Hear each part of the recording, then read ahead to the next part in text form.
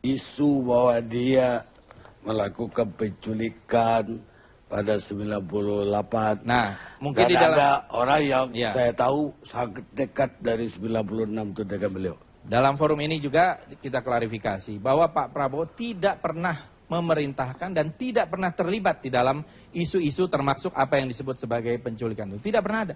Dan tidak pernah ada bukti hukum secuil pun, sedikit pun yang ke arah sana. Kalau kita lihat apa yang terjadi itu sudah lewat ya, dan kita tidak mau selalu isu ini diulang-ulang. Ini seperti isu yang sudah didaur ulang berkali-kali.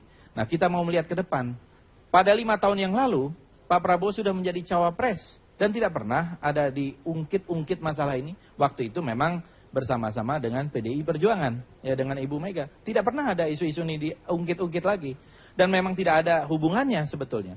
Jadi ini adalah satu wacana yang sudah usang, didaur ulang kembali menjadi satu komoditi politik. Menjadi satu alat politik, pesan politik dari mungkin lawan politik gitu ya. Dan ini yang kemudian menurut saya tidak akan masyarakat kita melihat itu. Nah, oleh karena itu koalisi ini, koalisi merah putih ini, kita sudah mengajukan visi misi, kita sudah berunding, kita rapat.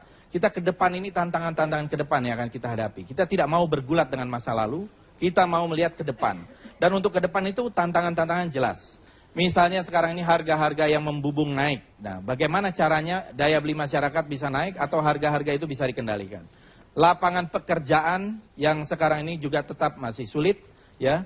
Tetapi kita perlu satu langkah-langkah jitu supaya lapangan pekerjaan ini ada. Kemudian masalah korupsi yang merajalela, bagaimana korupsi ini dikurangi dan dihentikan. Dan Pak Prabowo tidak punya track record untuk korupsi itu, ya. Dan juga masalah pendidikan dan kesehatan, masalah-masalah yang langsung berurusan dengan masyarakat gitu.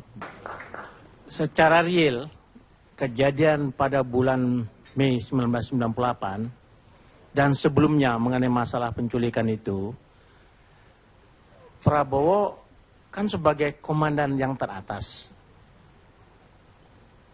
Ada rencana operasi waspada yang ditangani Faisal Tanjung waktu itu Panglima ABRI untuk amankan pemilu 97 dan sidang umum MPR 98. Jadi udah saya terangkan sebelumnya waktu itu di media lainnya bahwa mereka bukan menculik. Menculik itu kan suatu perkataan etimologinya bagi orang-orang yang reformasi sekarang diculik katanya. Itu bukan culik, ditangkap karena melakukan pengacauan pemilu 97 dan sidang umum MPR 98. Itulah maka ditangkap ketika terjadi pemboman di Tanah Tinggi, pemboman di Bekasi, dan bawa bom mereka ini. Nah, kemudian ditangkap. Dan setelah reformasi terjadi, Prabowo kemudian dalam hal ini bukan diberhentikan karena case itu. Ya, Prabowo itu bukan karena penjulikannya sebagai orang atasan yang berbuat bahwa sudah dihukum. Prabowo tingkatan atas tidak ada memerintahkan. Itulah duduk persoalannya sebagai komandan Kopassus. Karena waktu itu Kopassus adalah anti teror, bukan polisi, sekarang polisi. Nah, kalau sekarang terminologi yang dikatakan itu menculik, orang-orang sekarang bawa bom, ditangkap atau diculik? Ditangkap sampai di 88. Terminologi dulu juga gitu. Jadi dengan demikian Prabowo tidak terlibat masalah ini. Peristiwa Mei, kerusuhan. Ya, kerusuhan Mei 98 dituduh pada Prabowo. TGPF, tim gabungan pencari fakta yang Romo Sandiawan mengatakan bahwa ada rapat di Kostrad meminta kepada Prabowo pada tanggal 14 itu untuk mengambil alih keadaan dia sebagai pengambil kekuasaan. Ditolak oleh Prabowo, tidak konstitusional. Karena masih ada Wakil Presiden Habibie, masih ada Pangap Pak Wiranto, masih ada Kasat Subagio, masih ada Wakasat, masih ada terakhir dia level kelima. Kata mereka seperti kasus tahun 65 Pak Harto mengambil alih. Waktu Pak Harto, Bung Karno tidak tahu di mana. Panglima Angkatan Darat sebagai Panglima Koti Komando Operasi Tertinggi dalam rangka Dwi Kora, Jenderal Yani, waktu itu terbunuh. Nah, situasi itu yang senior, Angkatan Udara sama Angkatan Laut tidak jelas kondisional kemana. Diambillah alih oleh Pangkostrat Pak Harto. Karena itu level kedua setelah Angkatan Darat. Panglima Pangkostrat. Nah, kenapa dia dituduh mau kudeta? Dari mana logikanya?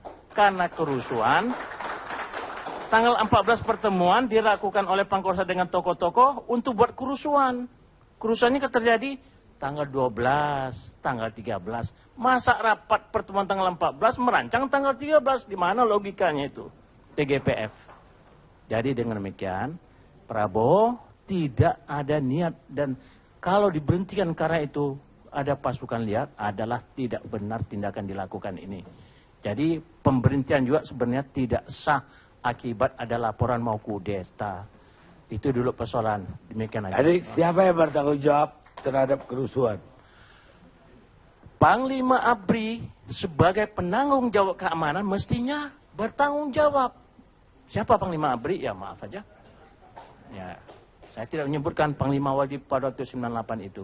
Harus bertanggung jawab. Tetapi ketika Habibie naik pada tanggal 22, beliau minta kepada Habibie dialah sebagai Panglima ABRI. Masa sudah gagal 13, 14, 15 dan kekacauan, tanggal 22 minta jadi Panglima ABRI. Saya waktu itu datang ke Habibie, bawa surat Nasution, maksudnya jangan lagi orang yang gagal pada tanggal 13, 14, 15, kekacauan sampai tanggal 22, jangan jadikan Panglima ABRI lagi. Habibie sangat hormat kepada Pak Nasution. Saya bawa suratnya itu. Tapi ketika saya mau bawa suratnya itu, tiba-tiba Sintong Panjaitan pada tanggal 22 itu datang dan nyuruh saya pulang. Saya bilang saya ditunggu sama Pak Habibie di rumah makan. Di ruang makan. Tiba-tiba datang Pak Wiranto. Loh, kalau gitu saya berhadapan dengan Panglima ABRI, tidak enak. Masa membicarakan orang yang datang gitu.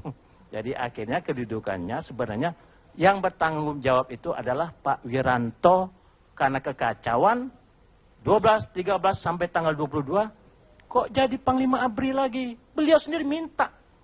Dan saya dengar sendiri waktu itu. Tadinya mau jadi Panglima ABRI-nya adalah termasuk Pak Endro Priyono. Rencananya Panglima ABRI terus Menhannya adalah Pak Wiranto. Setelah itu diganti, saran kita adalah Pak Subagio sebagai Panglima ABRI dan sarannya Prabowo sebagai Kasat. Itu legal.